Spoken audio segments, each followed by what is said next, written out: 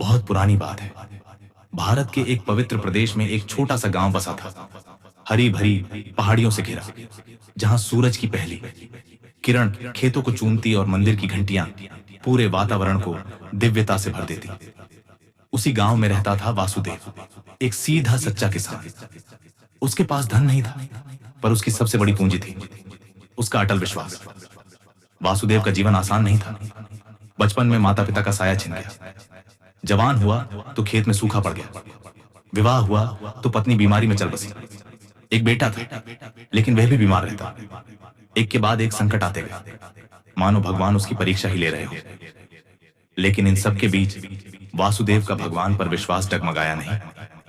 गांव के बाहर एक प्राचीन श्री हरि विष्णु मंदिर था। वह हर सुबह सूर्य उगने से पहले वहां पहुंच जाता। घंटों तक वह भगवान के सामने बैठा रहता और चुपचाप रोता। आंखों से आंसू बहते, पर कोई शिकायत नहीं होती। लोग उसे देखकर हंसते। कोई कहता, देखो फिर से रोने आ गया। कोई कहता, भिखारी समझता है भगवान देंगे सुख।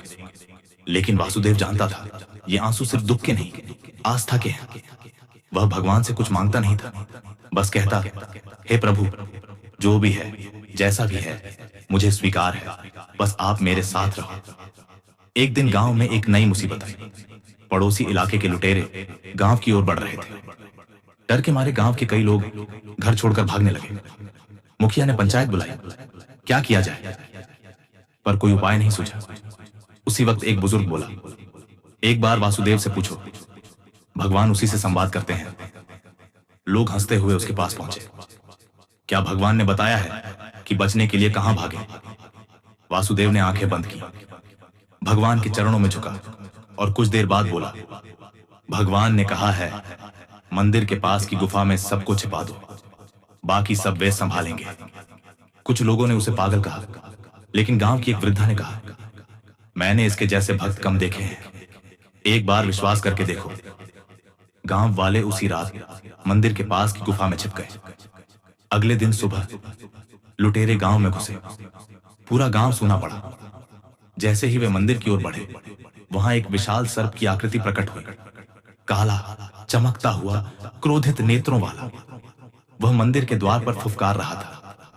लुटेरे डर के मारे उल्टे पांव भाग निकले। गांव बच गया। लोग वापस लौटे। सबकी आंखों में आश्चर्य था। मंदिर को छूने तक की किसी ने हिम्मत नहीं की थी। सबने वासुदेव के चरणों में प्रणाम किया। अब वह किसी की हंसी का पात्र नहीं, बल्कि गांव का गुरु बन चुका था। वासुदेव ने सबको बुलाकर कहा, भगवान के सामने रोने में शर्म नहीं है। रोना आत्मा की पुकार है। जब हम किसी से झूठ नहीं बोल सकते, तो भगवान से क्या छुपाए? अगर आप सच्चे मन से पुकारेंगे, तो वे हर संकट से पहले आपका हाथ पकड़ लेंगे। लोगों ने पहली बार समझा कि भक्ति केवल पूजा पाठ नहीं, अंतरात्मा से संवाद है। अब गांव में बदलाव आने लगा। लोग सुबह मंदिर जाने लगे। वासुदेव ने भागवत गीता पढ़ना शुरू किया और दूसरों को भी पढ़ाना शुरू किया। वह कहता, जब मन अशांत हो, जब दुख जीवन पर छा जाए, तब गीता ही जीवन का प्रकाश बनती है। धीरे धीरे गांव में सुख शांति लौट आई। बच्चों ने शिक्षा की ओर ध्यान देना शुरू किया। युवाओं ने गलत संगत छोड़ दी और गांव एक धार्मिक प्रेरणा का केंद्र बन गया।